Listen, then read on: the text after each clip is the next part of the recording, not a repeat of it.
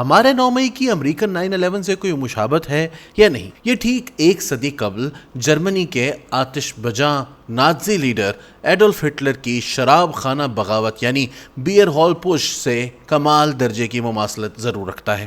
وہی سیاسی عدم استحکام، وہی اقتصادی بدحالی، وہی ایک شوریدہ سر لیڈر، اس کے باغیانہ بانک پن پر فریفتہ ویسے ہی اندھے گونگے بہرے مقلدین، گوئبلز کے معجزہ فن کا شاہکار وہی فریب کارانہ بیانیہ سازی اور وہی کھوکھلے نعرے۔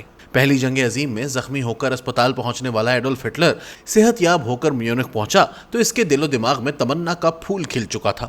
اپنی شعلہ بیانی کے باعث وہ 1920 میں قائم ہونے والی نازی پارٹی کا سرکردہ لیڈر بن گیا۔ 3 سال بعد اس نے جرمن حکومت گرانے اور نازی پارٹی کا تسلط جمانے کا منصوبہ بنایا۔ 2000 سربا کف انقلابی تیار کیے گئے۔ منصوبے کا آغاز 8 نومبر 1923 کو میونخ کے ایک بڑے روایتی شراب خانے سے ہوا، جہاں ہٹلر کے باغیانہ خطاب نے ہزاروں لوگوں پہ سحر طاری کر دیا۔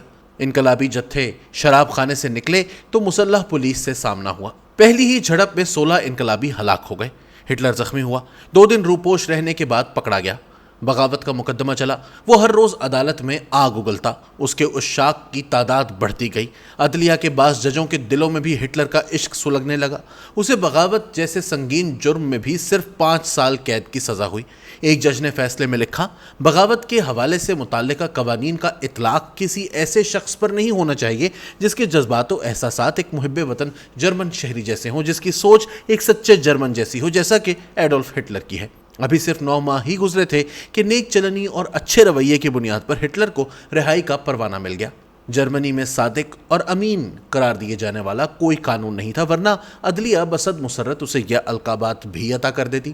بغاوت جیسے سنگین جرم میں صرف 9 ماہ کی پرآسائش پولیس لائنز اسلام آباد کے آراستہ پیراستہ بنگلے جیسی قید کے بعد ہٹلر نے مروجہ سیاسی رستہ اختیار کرنے کی حکمت عملی اپنائی، لیکن اس کے سارے تیور ایک انا پرست، شوریدہ سر اور آمادہ بغاوت فتنہ پرور جیسی ہی رہے۔ اسے گوئبلز جیسا ساتھی میسر آ گیا جو بے سروپا الزامات اور جھوٹ پر مبنی فریب کارانہ بیانیہ تراشنے میں اپنا ثانی نہیں رکھتا تھا۔ 1933 کے انتخابات میں ہٹلر کی خطیبانہ حشر سامانیوں اور گوئبلز کے جذبات انگیز بیانیوں نے رنگ دکھایا۔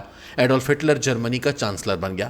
6 برس بعد ہی اس کی توسیع پسندی نے دوسری جنگ عظیم کی آگ بھڑکائی جو 6 سال تک بھڑکتی رہی۔ ہٹلر ہار گیا، گوئبلز کو اپنا جانشین نامزد کیا اور ایک تہہ خانے میں اپنی محبوبہ کے ہمراہ خودکشی کر لی۔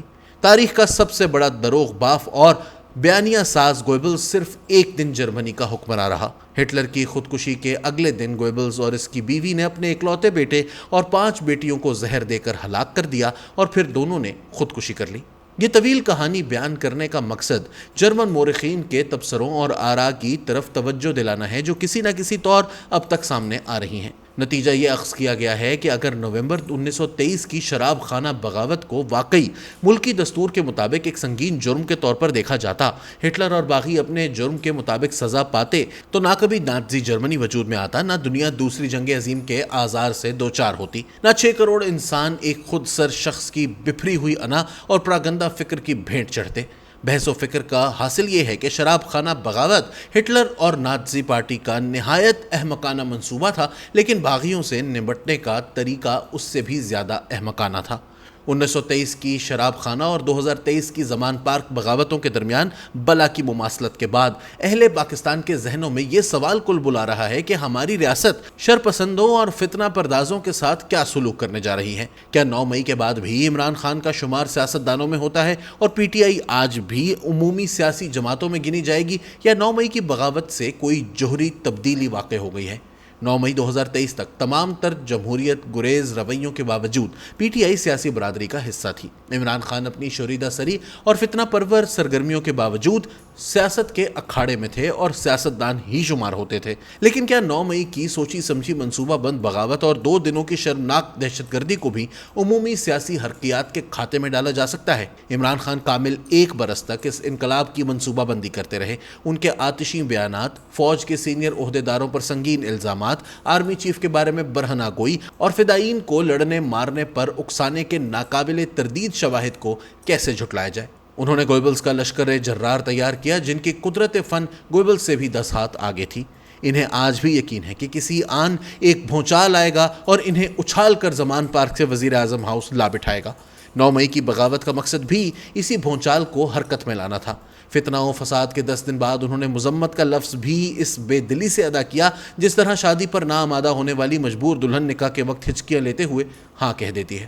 امریکہ نے پارلیمنٹ پر حملہ آور ہونے والوں میں سے کسی کو نہیں بخشا۔ برطانیہ نے 2011 کے بلوائیوں کو کڑی سزائیں دیں تو ملک بھر کی 116 جیلوں میں بند 88 لاکھ قیدیوں کو بھی رہا کرنا ہوگا کہ ان میں سے کسی قیدی کا جرم 9 اور 10 مئی کے جرائم سے زیادہ سنگین نہیں ہے۔